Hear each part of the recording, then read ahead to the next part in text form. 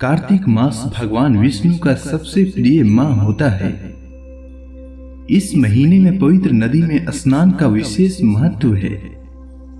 आज मैं आपके लिए कार्तिक मास की कथा का दूसरा और तीसरा अध्याय लेकर आया हूं।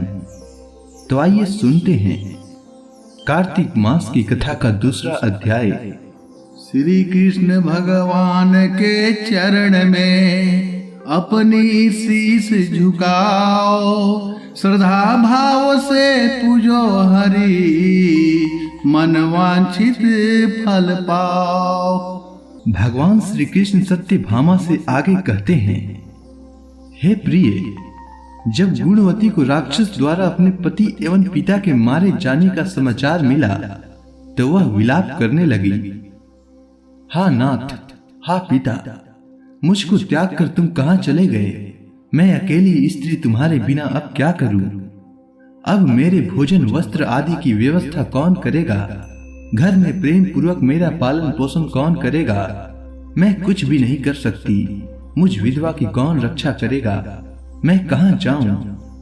मेरे पास तो अब कोई ठिकाना भी नहीं रहा। इस प्रकार विलाप करते हुए गुणवती चक्कर खाकर धरती पर गिर पड़ी और बेहोश हो गई। बहुत देर बाद जब उसे होश आया तो वह पहले की ही भांति करुण विलाप करते हुए शोक सागर में डूब गई।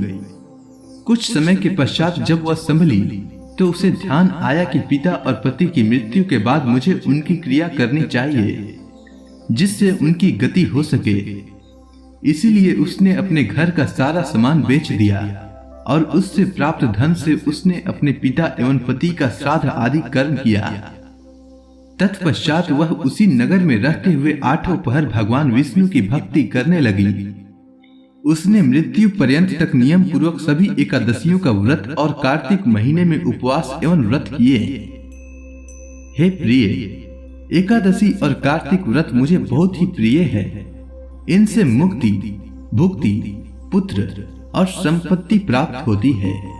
कार्तिक मास में जब तुला राशि पर सूर्य आता है तब ब्रह्म मुहूर्त में उठकर स्नान करने व व्रत उपवास करने वाले मनुष्य मुझे बहुत प्रिय हैं, क्योंकि यदि उन्होंने पाप भी किए हो तो भी स्नान व व्रत के प्रभाव से उन्हें मोक्ष प्राप्त हो जाता है।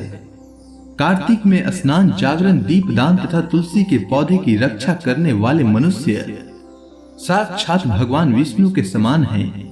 कार्तिक मास में मंदिर में झाड़ू लगाने वाले, स्वास्तिक बनाने वाले तथा भगवान विष्णु की पूजा करने वाले मनुष्य जन्म मरण के चक्कर से छुटकारा पा जाते हैं। यह सुनकर गुणवती भी प्रति वर्ष सदा पूर्वक कार्तिक का व्रत और भगवान विष्णु की पूजा करने लगी। हे प्रिय, एक बार उसे ज्वर हो गया और वह बहुत कमजोर भी हो गई।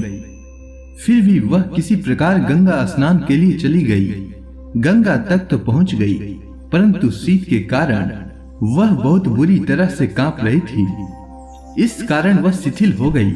तब मेरे दूत उसे मेरे धाम ले आए। तत्पश्चात ब्रह्मा आदि देवताओं की प्रार्थना पर जब मैंने कृष्ण का अवतार लिया तो मेरे गण भी मेरे साथ इसी पृथ्वी पर आए, जो इस समय यादव हैं। तुम्हारे पिता पूर्व जन्म में देव शर्मा थे तो इस समय सत्रजीत हैं। पूर्व जन्म में चंद्र शर्मा जो तुम्हारा पति था वह डाकू है, और हे देवी, तू ही वह गुणवती है। कार्तिक व्रत के प्रभाव के कारण ही तू मेरी अर्धांगिनी हुई है। पूर्व जन्म में तुमने मेरे मंदिर के द्वार पर तुलसी का पौधा लगाया था। इस समय वह तेरे महलों के आंगन में कल्प वृक्ष के रूप में विद्यमान है।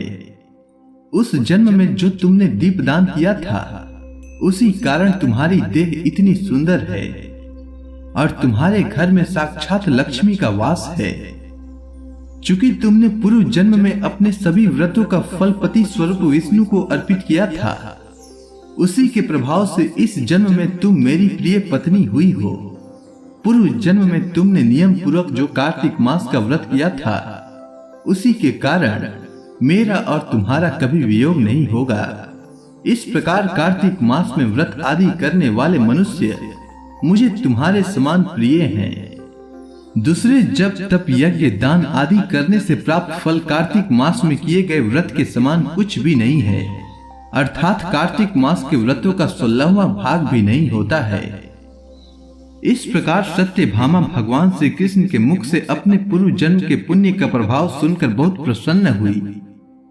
इसी के साथ कार्तिक मास का दूसरा अध्याय पूर्ण हुआ। कार्तिक मास महात्म्य का तीसरा अध्याय। सिमर चरण गुरुदेव के लिखूं शब्द अनूप, कृपा करे भगवान सचितानंद स्वरूप। सत्यभामा ने कहा, हे प्रभु, आप तो सभी काल में व्यापक हैं और सभी काल आपके आगे एक समान है। फिर यह कार्तिक मास ही सभी मासों में श्रेष्ठ क्यों है? आप सब तिथियों में एकादशी और सभी मासों में कार्तिक मास को ही अपना प्रिय क्यों कहते हैं? इसका कारण बताइए। इस पर भगवान श्री कृष्ण कहते हैं, हे भामिनी, तुमने बहुत अच्छा प्रश्न किया है। मैं तुम्हें इसका उत्तर देता हूं, ध्यान पूर्वक सुनो।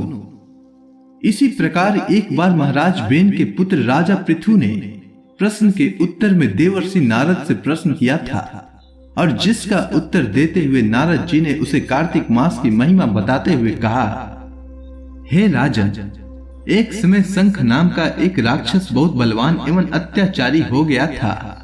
उसके अत्याचारों से तीनों लोकों में त्राही त्राही मच गई।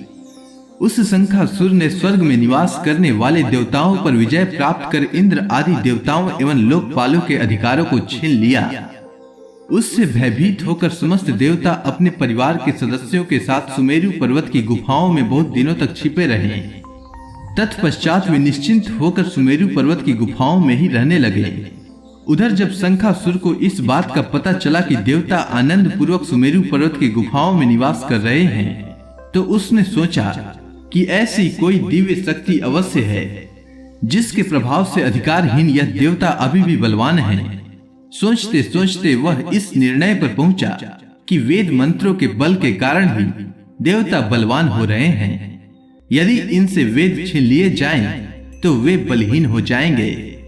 ऐसा विचार कर शंखासुर ब्रह्मा जी के सत्य लोक से शीघ्र ही वेदों को हर लाया। उसके द्वारा ले जाए जाते हुए भय से उसके चुंगल से वेद निकल भागे और जल में समा गए। शंखासुर ने वेद मंत्रों तथा बीज मंत्रों को ढूंढते हुए सागर में प्रवेश किया, परंतु न तो उसको वेद मंत्र मिले और न ही बीज मंत्र। जब शंखासुर सागर से निराश होकर वापस लौटा, तो उस समय ब्रह्मा जी पूजा की सामग्री लेकर सभी देवताओं के साथ भगवान विष्णु की शरण में पहुंचे और भगवान को गहरी निद्रा से जगाने के लिए गाने बजाने लगे और धूप गंध आदि से बारंबार उनका पूजन करने लगे। धूप दीप नैवेद्य आदि अर्पित किए जाने पर भगवान की निद्रा टूटी और वह देवताओं सहित ब्रह्मा जी को अपना पूजन करते हुए देखकर बहुत प्रसन्न हुए तथा कहने लगे, मैं आप लोगों के इस कीर्तन एवं मंगलाचरण से बहुत प्रसन्न हूँ। आप अपना अभिष्ट वरदान मांगिए, मैं अवश्य प्रदान करूंगा। जो मनुष्य अश्विन शुक्ल की एकादशी से देवोत्थान एकादशी तक ब्रह्म मुहूर्त में उठकर मेरी पूजा करेंगे, उन्हें तुम्हारी ही भांति मेरे प्रसन्न होने के कारण सुख की प्राप्ति होगी। आप लोग जो पाद्य अर्घ्य आचमन और जल आदि सामग्री मेरे लिए लाए हैं, वे अत्यंत गुण वाली होकर आपका कल्याण करेगी। शंखासुर द्वारा हरे गए संपूर्ण वेद जल में स्थित हैं। मैं सागर पुत्र शंखासुर का वध करके उन वेदों को अभी लाए देता हूँ।